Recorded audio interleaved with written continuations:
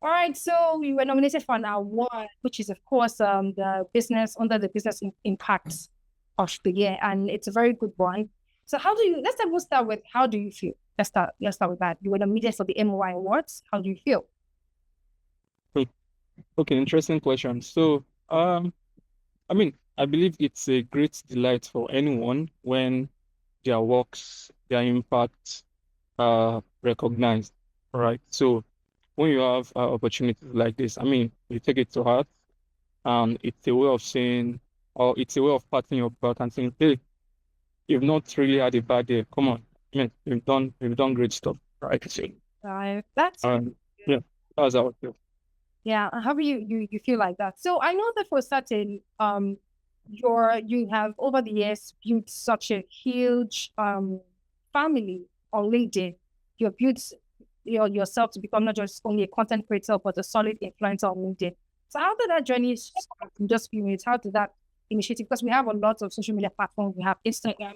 And if we recall, a lot of individuals will rather jump to Instagram because that's people in the ideology of the Gen Z or millennial feel that's the deal.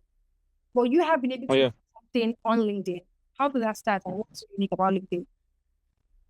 Okay. Interestingly, when I have conversations with people, this question keeps popping up, coming up. Um, I mean, I just came from the airport from Lagos when I was speaking to Mr. Coyote, and I mean, same question popped up again. I'm referring to Mr. Coyote Kikulu of uh, channels. Yeah, is it channels? Hope I'm not. Yeah, it should be. So, I mean, I decided to do something unique to stand out. And this was as far back as 2020. I was just 19 at the time, right? An undergraduate, my third year, right? So I wanted to do something unique, build something that I would leverage once I was out of school. That was my motivation. That was my drive, right? So, and many factors drove me to do that. And I think the predominant one is the fact that I'm the first of six children to Wow. my parents of humble means. And so it meant that as um preparing to, I mean, as I get out of school, I'm going to cater to some kids that I didn't give it. So yes, I knew that period is gonna come. And so I have to like prepare for it so it doesn't get me on a waste, right?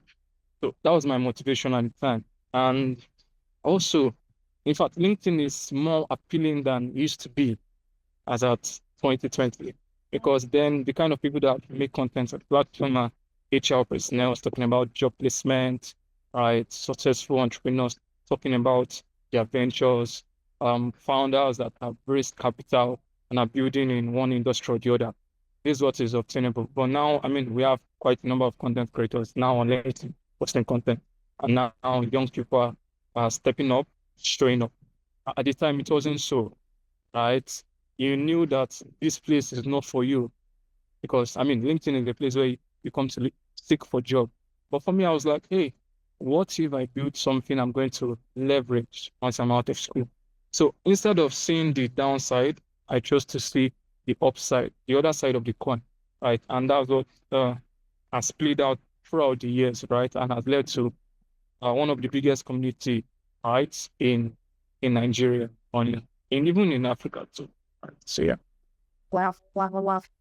Oh, it's really inspiring. I love the part that you mentioned that you had it in your head to that now when you're done with school, you already indirectly a father already. You already have five kids and you had to like look for a sourcing a legit way to like Yeah. make money and get your visibility out there. So now it's the MOI. We're nominating you for a very interesting part, which is business. So in your journey of business, what would you say have been one of the because it's masters of industry. So let's just say you have maybe to put yourself out there on the limelight, which is on the business.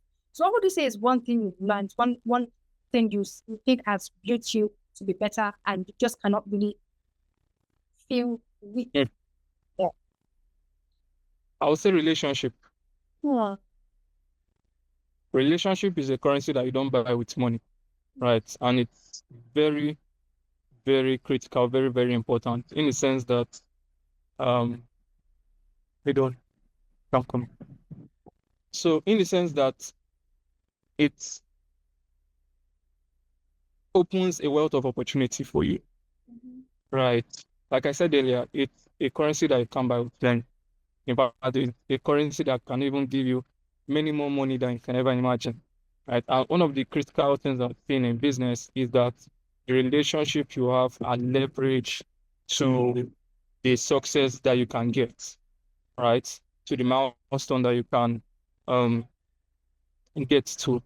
And so relationship is very key. I think another critical thing I've learned is partnership and collaboration.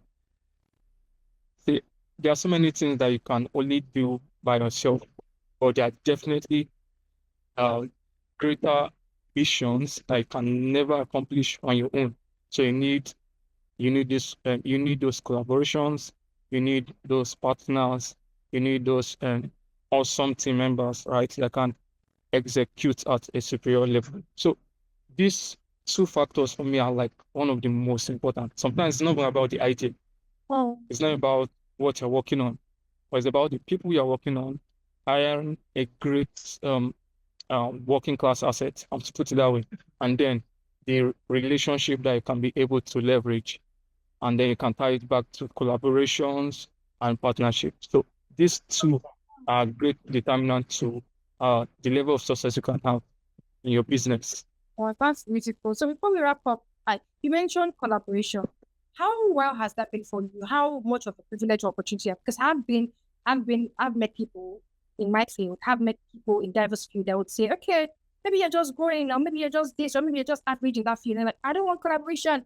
How you helping me? So I know that okay, maybe people like me, Tony, Limelus, I don't know how it is, how the energy is when you want to collaborate with people that is very good Yeah. in your field. Okay. Yes, there's that. I think so. Recently, I co-hosted or hosted LinkedIn Local Nigeria, and doing that even highlighted more of the point why you need to collaborate. Now, my co-convener is Olado Ajayi, right? And I mean, he's also like someone that is big in his own space, right? And then imagine to permit me to use the word juggernaut coming together to collaborate on this big idea, right? If we chose to do it individually, I believe there's some level of success we would have been able to get, right? But because we came together, we were able to combine resources both from relationships, both in terms of finance, both in terms of platforms, right? So collaboration is key. I mean, I think gone are the days you wait until you have it all before you start that venture. But if you have an idea, why not seek out people that also share that kind of idea with you and you collaborate with it. And even outside this, I think the most important factor about collaboration is seeing when the going gets tough. If you are alone, you are most certainly going to quit, right? But if you have 2 people, 3 people, 4 people, Everybody can. co-founders are working on this idea, right? The likelihood that you're going to quit on that idea is very, very slim because you know, hey, if this guy is still in, if he's still locked in into this idea, then I'm still here. And more importantly, the fact that there are some days that you'll be down, your energy will be down, right? But you can rely and bank on rather, and count on the energy, the drive of your co-founder, right? So that that idea doesn't die. And you will need a lot of that when you're working on great ideas, when you're building a company, when you're building a business. Well, thank you very much. I happen to have learned a lot from this short interview. Like it was mind-blowing. You emphasize on collaboration, you emphasize on networking, having people, solid people by your side. That's very good. And of course, it reminds us why we keep doing this, why we keep nominating people with great minds all around the world, in Africa and all around. All right, so I would love you to mention your name, what you were nominated for, and just say, see you at, I would be there at the MOI Awards 2025. That's all. Thank you. Hello guys, Emmanuel Nduka here, and I'll be live at MOI Awards 2025. I was nominated for business and Impact Influencer of the Year. Looking forward to seeing you out there. Peace. Yes, thank you very much, Emmanuel Nduka. It was very nice talking to you. And of course, we can't wait to see you at the MOI Awards 2025. Bye. Thank you.